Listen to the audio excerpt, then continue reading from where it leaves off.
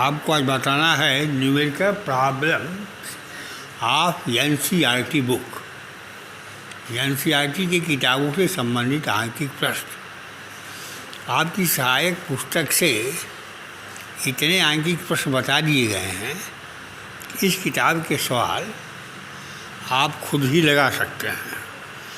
तो मैं थोड़ा थोड़ा हिंट देते हुए सवालों पर चल रहा हूँ। पहला सवाल है 5 × 10⁻8 माइक्रोकूलम और -3 × 10⁻8 कूलम की दो आवेश 16 सेंटीमीटर की दूरी पर स्थित हैं। दोनों आवेशों को मिलाने वाली रेखा के किस बिंदु पर वैद्युत विभव शून्य होगा? अनंतता पर विभव शून्य लीजिए। ये पहला सवाल है। 5 × 10⁻8 कूलम, 5 × 10⁻8 कूलम और -3 × 10⁻8 कूलम के आवेश एक दूसरे से 16 सेंटीमीटर की दूरी पर स्थित हैं। किस बिंदु पर वैद्युत विभव शून्य होगा? तो हम मान लेते हैं कि वैद्युत विभव बिंदु P पर शून्य है, जिसकी दूरी 5 × 10⁻8 कूलम से x है।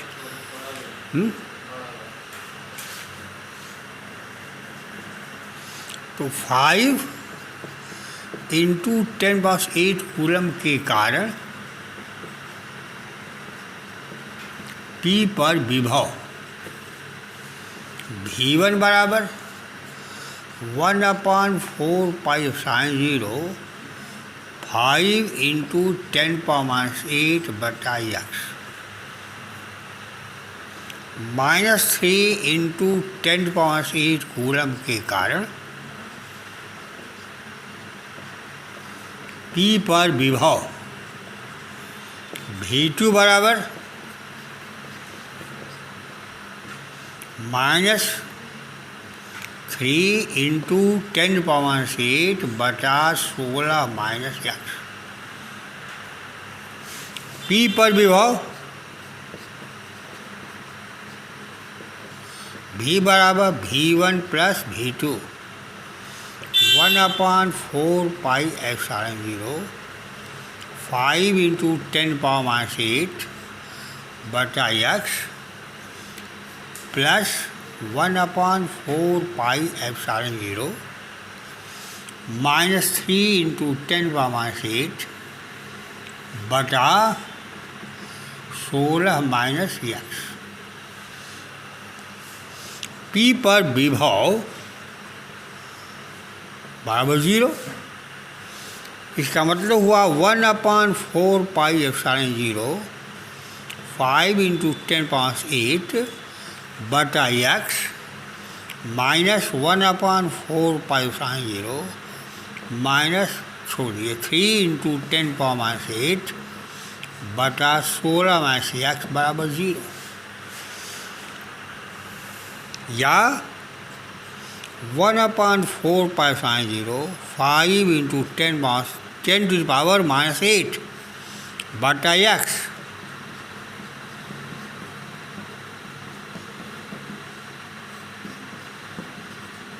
ये इससे कट गया 5 बटा x और 3 बटा 16 - x। अब इसको हल कर लीजिए, हो जाएगा।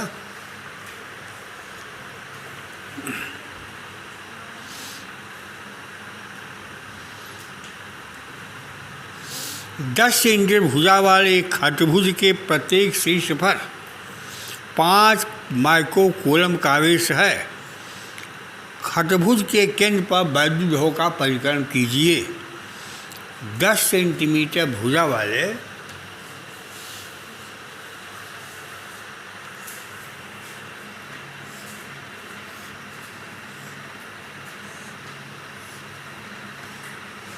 खटभुज के प्रत्येक शीर्ष पर 5 माइक्रोकूलम का आवेश स्थित है।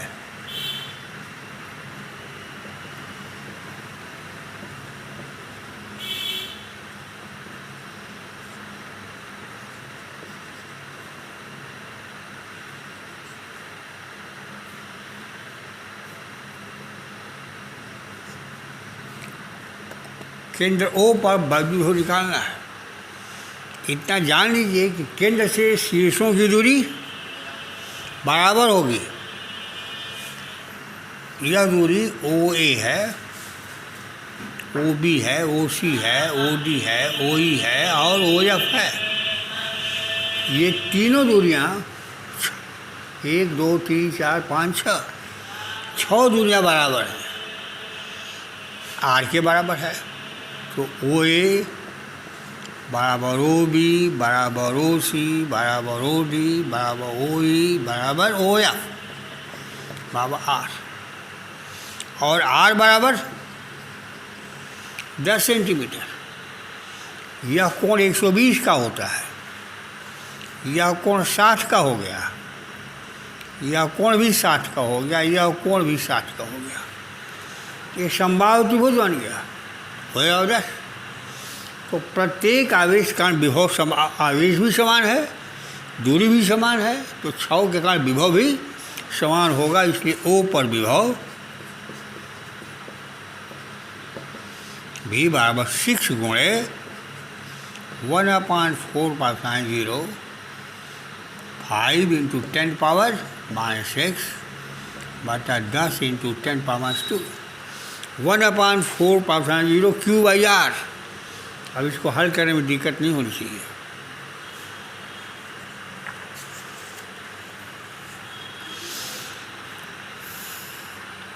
आठ 6 सेंटीमीटर की दूरी पर 6 सेंटीमीटर की दूरी पर के दो बिंदु ए व बी पर 2 माइक्रोकूलम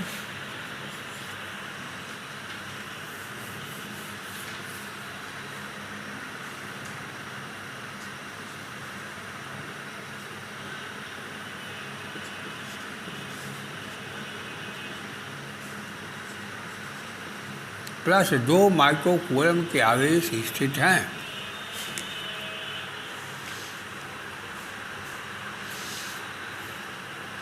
निकाय के समविभव पृष्ठ की पहचान कीजिए। आप पढ़े हैं कि वैद्युत द्विध्रुव के लंब समद्विभाजक के प्रत्येक बिंदु पर वैद्युत विभव 0 होगा। यदि इस रेखा के लंबवत इसके मध्य बिंदु से गुजरने वाला एक तल खींच दिया जाए तो इस तल के प्रत्येक बिंदु पर वैद्युत विभव समान होगा और यह तल समविभव पृष्ठ होगा। इस पृष्ठ के प्रत्येक बिंदु पर वैद्युत क्षेत्र की तीव्रता की दिशा क्या होगी? यह परपेंडिकुलर बाइसेक्टर है और आप पढ़ चुके हैं कि रेखीय स्थिति में वैद्युत क्षेत्र की तीव्रता E बराबर 1/4π0 P/r³।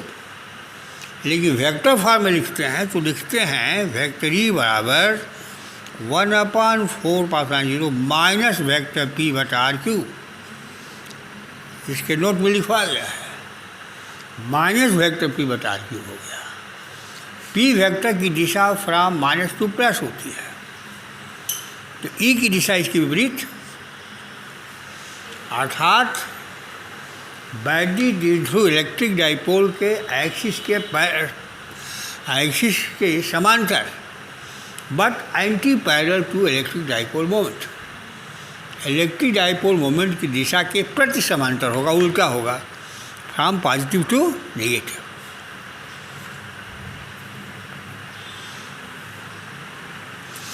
फिर चौथा सवाल है 12 सेंटीमीटर त्रिज्या वाले गोली चालक के पृष्ठ पर, तो देखिए गोली चालक की त्रिज्या दे दिया है, पृष्ठ पर आवेश का मान दे दिया है।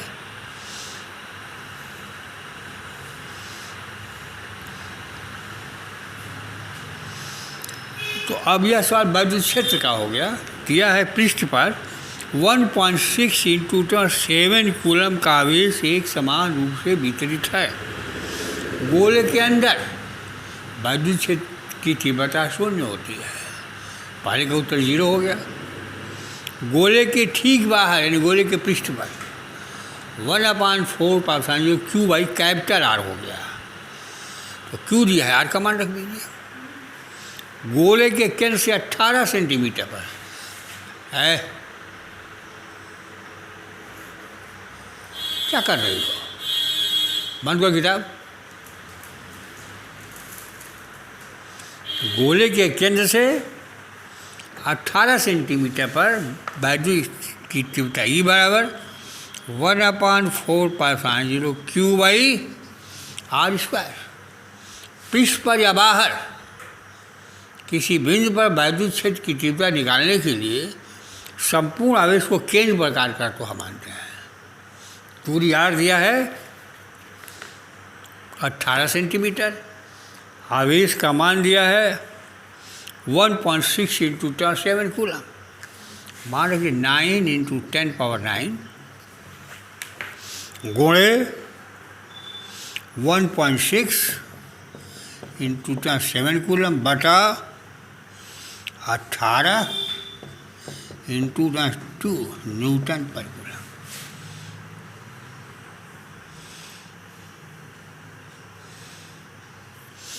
पांचवा सवाल है, एक समांतर पट्टिका संधारित्र जिसकी पट्टिकाओं के बीच में वायु है की धारिता 8 माइक्रोकूलम है।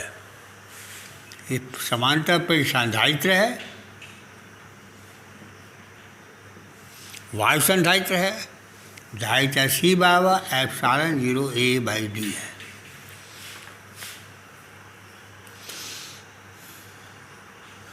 ये इसकी धारिता C बराबर है 8 पिकोफैरेड। 8 × 10⁻12 फैरेड। यदि पट्टिकाओं की बीच दूरी आधी कर दी जाए और इनके बीच 6 परावर्तन का पदार्थ भर दिया जाए तो धारिता कितनी होगी? D को आधा कर देंगे तो संधारित्र की धारिता दुगुनी हो जाएगी, 16 × 10⁻12 हो जाएगी। और उसके अंदर एक 6 परावर्तन का पदार्थ भर देंगे तो कितनी हो जाएगी? 16 × 6 96 पिकोफैरेड हो गए। ऐसे ही लग जाएगा।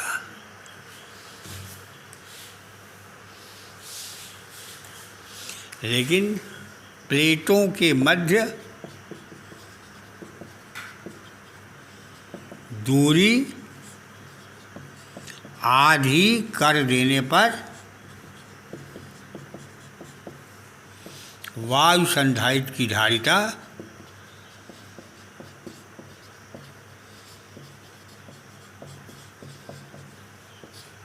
C डैश बराबर ε0 A बटा d/2 2 ε0 A बटा d 2 × 8 × 10⁻12 फैरेड। परावैद्युत पदार्थ भरने पर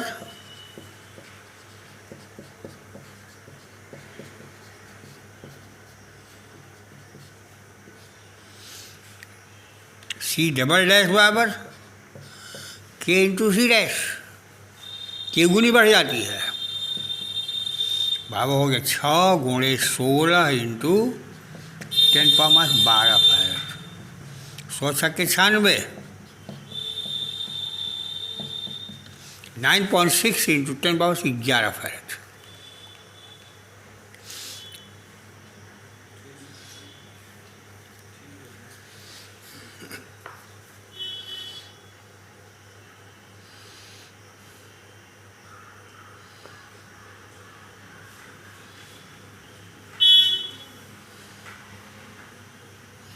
देखिए यह सवाल, इस तरह के सवाल भी आपको बताए जा चुके हैं, तो अपने से प्रयास कीजिए। 6वां सवाल है, 9 पिकोफैरेड धारिता वाले 3 संधारित्रों को श्रेणी क्रम में जोड़ा गया है। संयोजन की कुल धारिता श्रेणी क्रम जोड़े हैं तो 1/c 1/9 1/9 1/9 हो गई धारिता 3 पिकोफैरेड। यदि संयोजन को 120 वोल्ट के संभरण की सप्लाई से जोड़ दिया जाए तो प्रत्येक संधारित्र पर विभवांतर क्या होगा? देखो इसमें चाहे आप तो बहुत गुणा भाग करने की जरूरत नहीं है। आपने लिखा 9 माइक्रोफैरेड के 3 संधारित्रों को श्रेणी क्रम में जोड़ा गया है। तो चूंकि संधारित्रों की धारिताएं समान हैं संधारित्रों का समायोजन श्रेणी क्रम में है, तो प्रत्येक पर विभवांतर समान हो गया, तो V plus V plus V 3V हो गया। 3V बराबर 120 वोल्ट, तो V बराबर 120/3 बराबर 40 वोल्ट। एक तो ये तरीका हो गया प्रतियोगी परीक्षाओं में हल करने के लिए। तो जब पूछेगा बोर्ड परीक्षाओं में तो आप लिखेंगे तुल्य धारिता C बराबर 3 पिकोफैरेड, प्रत्येक संधारित्र पर आवेश बराबर 3 गुणे Q, 3 पिकोफैरेड आवेश Q बराबर C इंटू V, 3 पिकोफैरेड गुणे 120 कितना हो गया? 360 पिकोकूलम हो गया। प्रत्येक पर आवेश पूछेगा तो 360/9 9 के 36 बढ़ गया 40 वोल्ट। 7वां सवाल है 2 पिकोफैरेड, 3 पिकोफैरेड और 4 पिकोफैरेड धारिता वाले 3 संधारित्र पार्श्वक्रम में समांतर क्रम में जोड़े गए हैं। संयोजन कुल धारिता 1/C बराबर 1/2 धन 1/3 धन 1/4 हो गया। यदि संयोजन को एक से वोल्ट के संभरण से जोड़ दें तो प्रत्येक संधारित्र पर आवेश बताओ। क्योंकि संधारित्र समांतर क्रम में जोड़े हैं इसलिए प्रत्येक संधारित्र पर विभव समान होगा। तो पहले पर आवेश हो गया 120 गुणे 2 पिकोफैरेड, 120 वोल्ट गुणे 2 पिकोफैरेड बराबर 200। संयोजन को 100 वोल्ट के संभरण से जोड़ दें तो 100 गुणे 2 200 पिकोकूलम, 100 गुणे 3 300 पिकोकूलम, 100 गुणे 4 400 पिकोकूलम।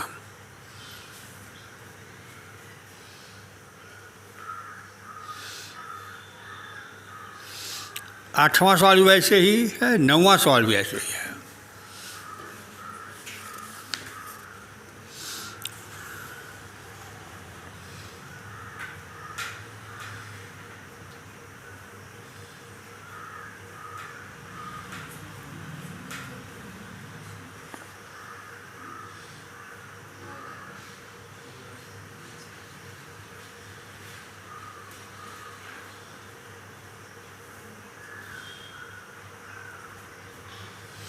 देखिए अतिरिक्त प्रश्न अब इसके बाद 10वां और 11वां भी वैसे ही हैं जैसे आपको हमने लगवा चुके हैं। अब अतिरिक्त अभ्यास प्रश्न में कुछ अच्छे सवाल हैं जिनमें अधिकांश के बारे में आपको बताया चुका है सहायक पुस्तकों से। अतिरिक्त अभ्यास प्रश्न का अभ्यास का पहला प्रश्न है मूल बिंदु पर एक 8 मिली कूलम का आवेश अवस्थित है। मूल बिंदु पर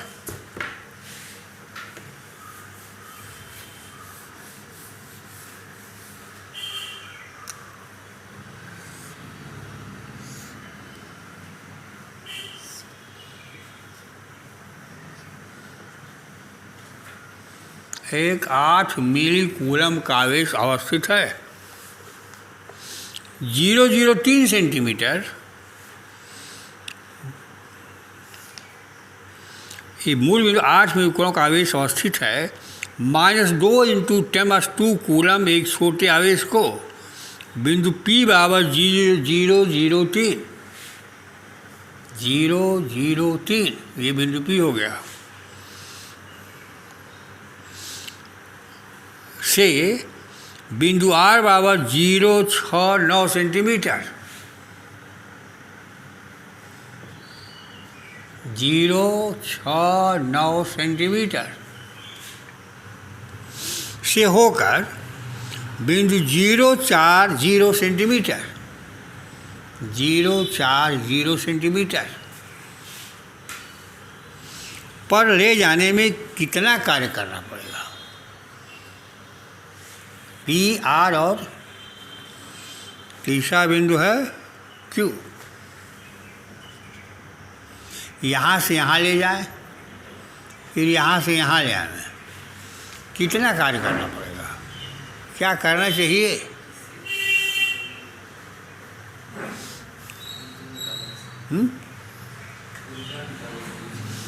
यहाँ ऊर्जा का कहाँ प्रश्न है। किया गया कार्य होता है विभवांतर गुणावेश। और वैद्युत क्षेत्र में एक बिंदु से दूसरे बिंदु तक जाने में किया गया कार्य उन बिंदुओं के विभवांतर पर निर्भर करता है, आवेशित कण के गति के पथ पर निर्भर नहीं करता। यही बात है में। तो चाहे आप किसी रास्ते से लेके आए P से Q तक किसी भी आवेश को, तो किया गया कार्य W बराबर VQ माइनस VP। सीधा सा सवाल है, यहाँ ऊर्जा निकालने का कोई सवाल नहीं पूछता। कार्य बराबर होता है विभवांतर गुणा आवेश, तो P पर विभव निकाल लीजिए। VP बराबर 9 into 10 power 9, Q 8 into 10 power 3 बटा R 3 इंटू 10 पावर 2।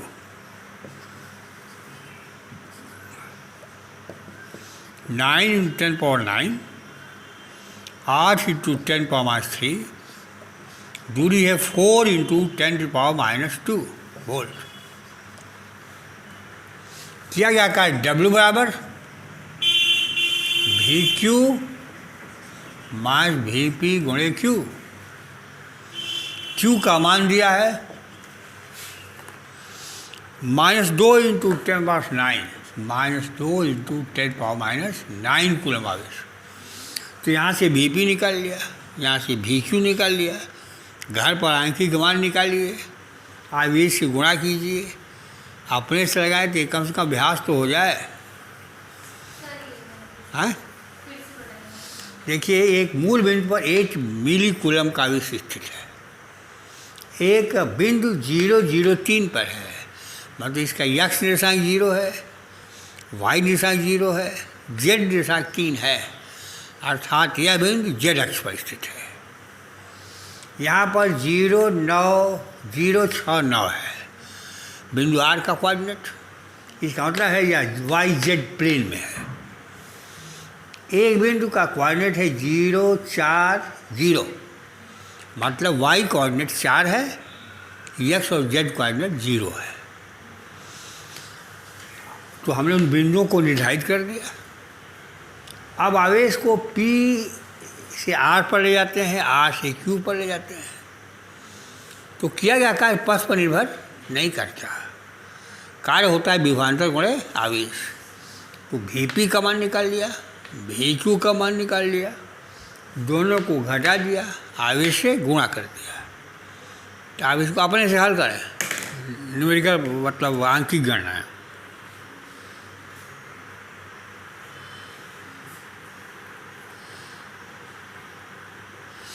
चौदहवां 15वां वैसे ही हैं।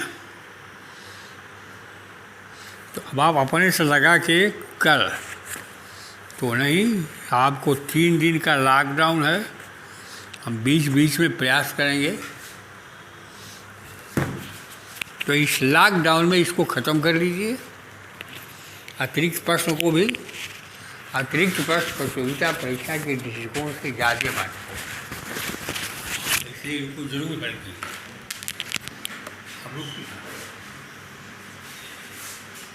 ठीक है,